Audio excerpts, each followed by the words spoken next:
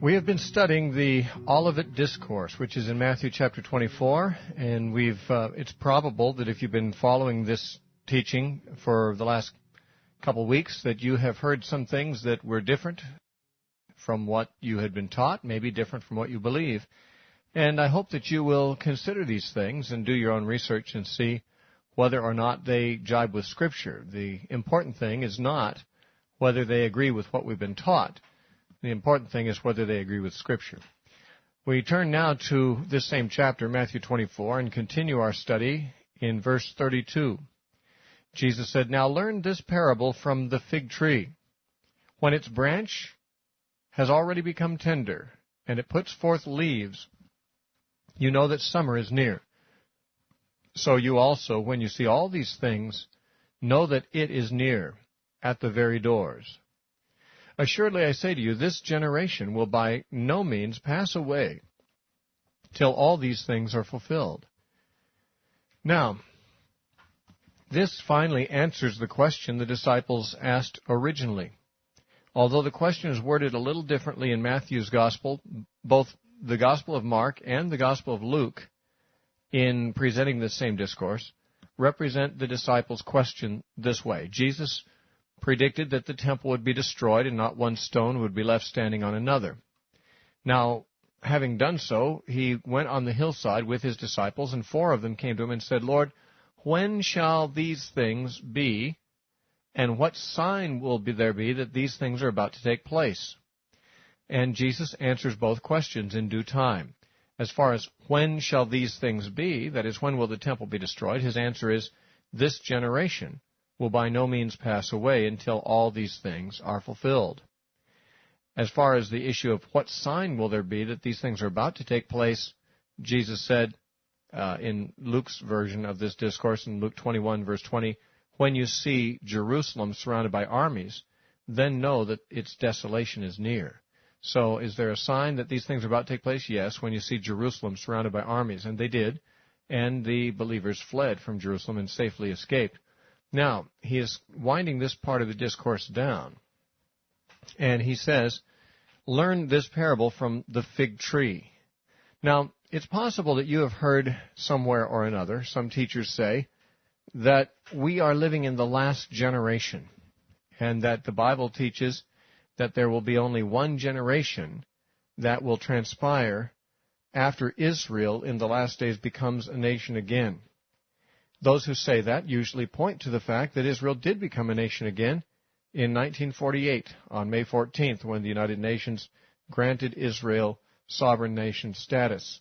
And this was seen by many as the marking out of the beginning of the last generation. Based on this assumption, there were many before the 80s of this century who thought that Jesus must return before the end of the 1980s. Because they said a generation is perhaps 40 years, and Israel became a nation in 1948, and therefore 40 years from that would be 1988. And their belief was that Jesus would therefore come by 1988. And there were many authors who actually suggested this quite plainly. They were wrong, of course, and since that time other dates have been set by certain people, but setting dates is clearly not a good idea. But one might ask, where did these people get the impression in the first place that from the founding of the nation Israel in the last days, there would be only one generation more? Well, they get it from this passage, though I must confess, I think they really understand this passage incorrectly. When Jesus said, "Now learn this parable of the fig tree," the argument goes like this. The fig tree in Scripture is a symbol of Israel. Now, many prophecy teachers actually say the fig tree is an established symbol of the nation of Israel in Scripture. That is simply not true. There is no precedent in the Old Testament for identifying the fig tree as Israel. It is sometimes referred to as a vine or a vineyard. Israel is sometimes referred to as an olive tree, both in the Old and the New Testament. Jeremiah uses that image, and so does Paul. But as far as identifying Israel as a fig tree, you will not find the Old Testament establishing any norms for that identification. It is simply not true. There is no place in the Old Testament where we can find the fig tree as an established symbol of the nation Israel. But if it were so, some have thought that this would mean that Jesus is referring to the nation Israel when he says, consider this parable of the fig tree.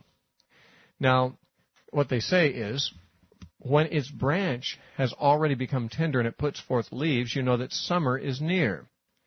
Now, they understand this to mean that when the nation of Israel, long desolate because of the being driven out of their land in 70 A.D., when in the last days Israel becomes a nation again, this is like the rebudding of the fig tree.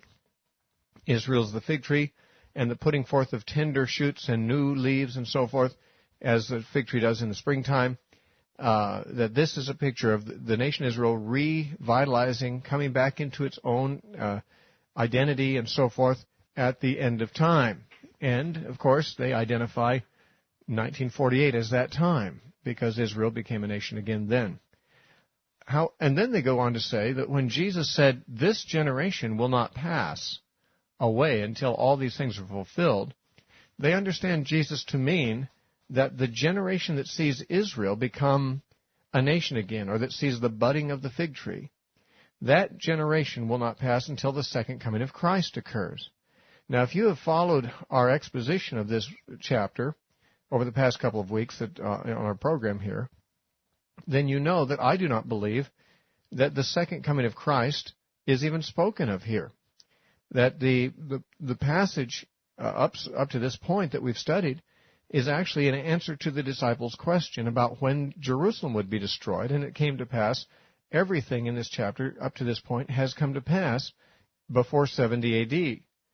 And therefore, there's not even a reference here to the second coming of Christ, but there are a different set of assumptions that many bring to this passage. They assume that everything in this chapter that we've studied so far is about the last days, and that verses 29 through 31 in particular talk about the second coming of Christ. And therefore, they argue that this fig tree illustration must apply to the second coming of Christ. There's many reasons to doubt this, most of which I've given in the course of our earlier exposition, but there's even another one given in this very passage. You see, he said, so also when you see all these things, this is verse 33, know that it, that is the thing that Jesus predicted, is near at the very doors. Now that expression is picked up by James in his book, in James chapter 5 and verse 9. James said this, do not grumble against one another, brethren, lest you be condemned. Behold, the judge is standing at the door. Now it's interesting. Where did James get this imagery of the judge coming in judgment and standing at the door? Well, he got it from Jesus in this very discourse. Jesus said, when you see these things begin to come to pass, know that it, by the way, some manuscripts say, know that he is near, even at the door.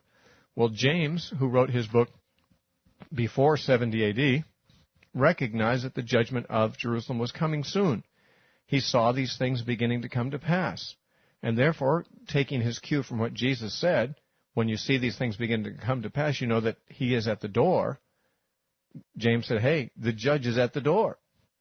And therefore, James understood that the thing that Jesus was predicting here was not the second coming of Christ, but the judgment of Jerusalem. By the way, James lived in Jerusalem, and he died in Jerusalem shortly before 70 A.D. And therefore, before he died, he predicted that the judgment of that city was at the door. The judge was standing nearby, ready to pounce. And this he got from the Olivet Discourse, which we're studying. So here we have a New Testament writer making application of this passage in Matthew 24 and applying it not to the end of the world, not to the second coming of Christ, but to the imminent judgment that came on Jerusalem in 70 A.D. And that would agree with the approach we've been taking all along. Now, let's talk about this a bit. What about this business of the parable of the fig tree being about Israel in the last days? Well, as I said earlier, there is no case in the Old Testament that you could point to that establishes some precedent for Israel to be regarded as a fig tree, or for a fig tree to be a symbol of Israel. This is mere speculation, 100%. Now, it's not really very honest, it seems to me, for Bible teachers to tell you that the fig tree is an established symbol of Israel, when it isn't. Although, lest we think these are dishonest men, we have to assume that these, like many Christians, are passing along something they heard from somebody else, who got it from somebody that they heard, who got it from someone they heard, and none of these people have cared to do the homework to find out if it's true. The fact is, as soon as one does that homework, they find there is no such thing in the Old Testament as the Old Testament using a fig tree as an image of Israel. It just doesn't happen there. And therefore, there's no reason to think that Jesus is speaking about Israel on this occasion. In fact, there's a very good reason to believe he is not.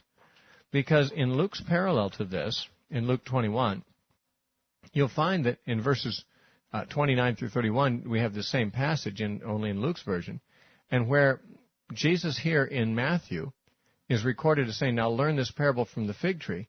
In Luke's parallel, Jesus says, look at the fig tree and all the trees, how that when their branches are putting forth new shoots, you know summer is near. In other words, Jesus is not making reference to the fig tree as some cryptic allusion to the nation of Israel. He's just talking about trees in general. He was probably standing next to a fig tree when he was speaking and said, consider this fig tree here. It was springtime even as he spoke, by the way. It was near Passover, and there was probably some new shoots on it. He probably motioned to a tree nearby and said, look at this fig tree, and for that matter, all the trees. You see these new shoots here appearing on their branches? That means that summer is not far behind, and you know how to recognize that. And he says, so also, when you see these other things that I've been describing beginning to come to pass, know that it, or he, is at the door, is near, even at the door. So the disciples again said, well, how do we know, what sign is there that these things are about to come to pass? He says, well, when you see these things I've been talking about come to pass, you know it's near. It's at the door. Now, all the way through this discourse, Jesus has been talking to four men. According to Mark chapter 13, the four men that came to Jesus privately with their question were James and John and Peter and Peter's brother Andrew. These men came privately to Jesus with their question, and this discourse was given to them privately. So when Jesus says, when you see this and when you see that, we should remember that he's talking to some actual people. He's not writing to us. He didn't even write this down. He just spoke it orally to these disciples. And in verse 23, he said, then if anyone says to you. In verse 15, he says, when you see the abomination of desolation. When in verse 25, he says, I've told you beforehand. Verse 26, he says, therefore, when they say to you, look, he is in the desert. And now in verse 33, he says, so you also, when you see all these things. He's not talking to 20th century believers or 21st century believers. He's talking to four men who were his contemporaries. And says, you will see this. And when you see it, don't react this way, but react that way. People will say this to you. When you see this, know that this is coming soon. Certainly James understood it that way and recognized that he did live to see the time of which Jesus spoke when he said, it is at the doors. It's at the very doors. And, of course, it did come, although James did not live to see it, because James was killed shortly before 70 A.D., according to the writings of Josephus and Eusebius. Now, what we mean by this is Jesus is not talking about the end times. He's not talking about the second coming of Christ. He's not talking about Israel as the fig tree. All he is saying is, look, there are ways that you know certain things are coming before they arrive. Like summer, for example. If you wonder if summer's near, you'll look around and see, oh, there's some new leaves here, some new shoots on these trees. I guess summer's not far behind. Right. Smart. Now, realize that you will know when this destruction of Jerusalem is near as well, because you will see these new shoots, these leaves, these evidences that I've been telling you about appearing, and know that it is near when that happens, even at the doors. So Jesus is not using the fig tree as an image of Israel. He is not even predicting that Israel will become a nation again. As a matter of fact, he doesn't make any predictions about Israel in the last days, nor does Paul, nor does any other New Testament writer. Israel is not spoken of as a last days phenomenon in the New Testament. And I realize some people may think Romans 11 is an exception. However, if one wishes to know what I think about that, you can either wait till we get to Romans in this study, order my tapes on the subject, or call my live program and ask me what I think about Romans 11. Anyway, the point here is that this has nothing to do with predicting when the last generation will begin. Now, by the way, this statement about the generation, Jesus said, "Assuredly I say to you, this generation will by no means pass away until all these things are fulfilled." What generation is Jesus referring to? Now, of course, as I said, the popular teaching is that he's referring to a future generation, a generation that would come up 2,000 years after his own time, a generation that would live in the last days, that would see the nation Israel become a nation again. However, if Jesus was talking about that, then we might think Jesus would say, that generation will not pass before all these things are fulfilled. You see, some people think, well, once Israel becomes a nation, that generation would not pass. Well, Jesus didn't say that generation will not pass. He said this generation will not pass. In fact, Jesus makes many comments about what he calls this generation in his teachings. And Matthew contains at least 5 or 6 references to what Jesus said about his generation. Now, a lot of people think that the word generation here means race. This race will not pass away. Now, it's not at all clear. I mean, if it did mean that, it's not clear which race he has in mind. There are some who would say the Jewish race will not pass away before these things are fulfilled. In other words, it would not be saying anything about timing. It would simply say the Jewish race, this generation, and they understand the word genea in the Greek to mean a generation, a race, a people, a family. But then, of course, he'd say nothing about timing. He'd just be saying that the race of the Jews, if that's which race he's talking about, would continue to exist until the end of these things. Some have felt that the race he has in mind is the race of Christians. That is, we're a holy generation, special chosen generation, Peter said. And that'd be like a chosen race, it would seem. Now, if that is true, then he's either saying that the Christians or the Jews, one or the other, will not pass away before all these things are fulfilled. However, in saying that, he's not really communicating anything the disciples were asking about. The disciples asked, when will these things be?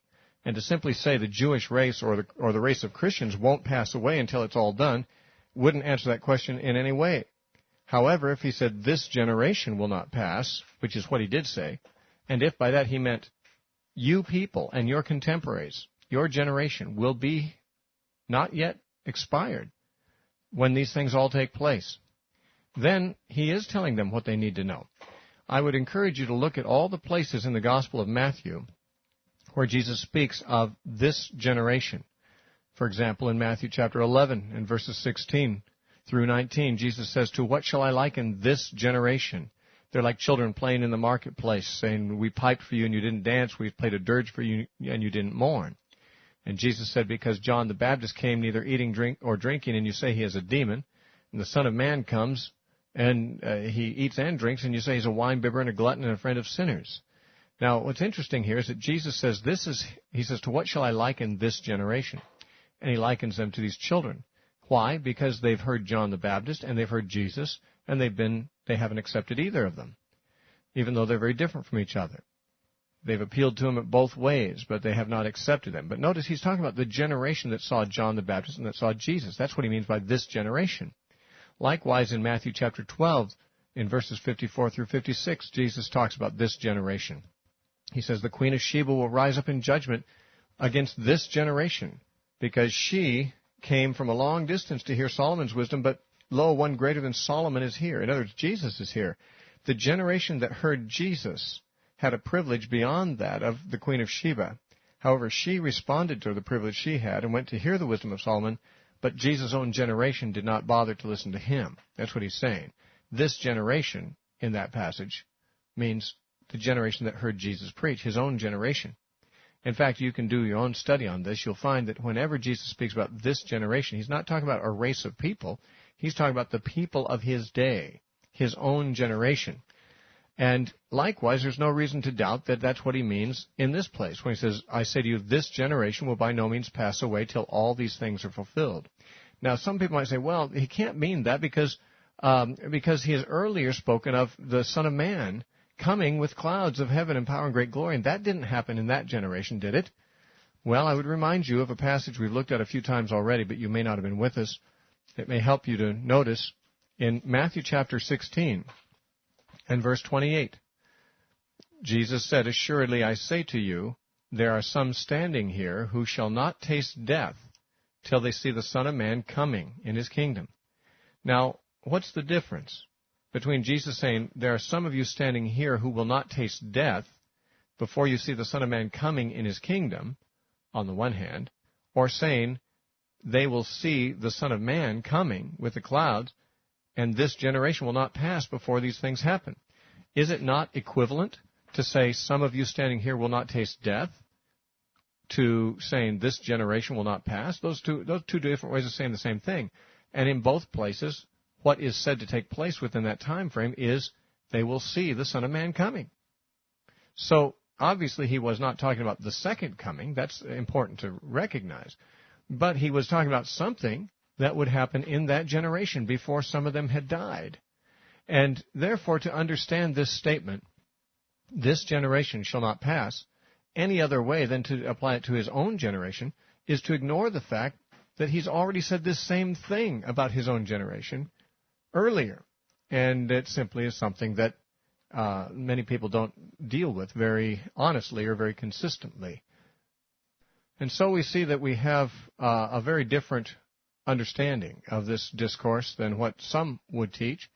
Jesus is not teaching that Israel would become a nation in the last days. He is not teaching that those who see that would be the final generation. He's not even talking about the last days as we usually think of that term. He is talking about the days he was living in, the people of his time. When Jesus said something about people needing to discern the signs of the times, he was talking to the Pharisees about not being able to discern the times they were living in. Jesus lived at a pivotal age, and it was a pivotal generation.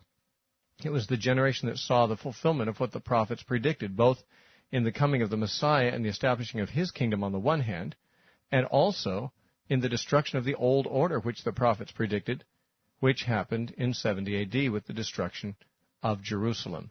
And therefore, Jesus has answered the disciples' question exactly as they asked it. And everything he said thus far applies to the destruction in 70 A.D. Now, there's more to this discourse, and in my judgment, he goes on to talk about something else, namely the end of the world, when he says heaven and earth will pass away. But then he tells about that as a separate subject, and we'll have to look at that next time when we get together again for our broadcast tomorrow. Thank you for joining us.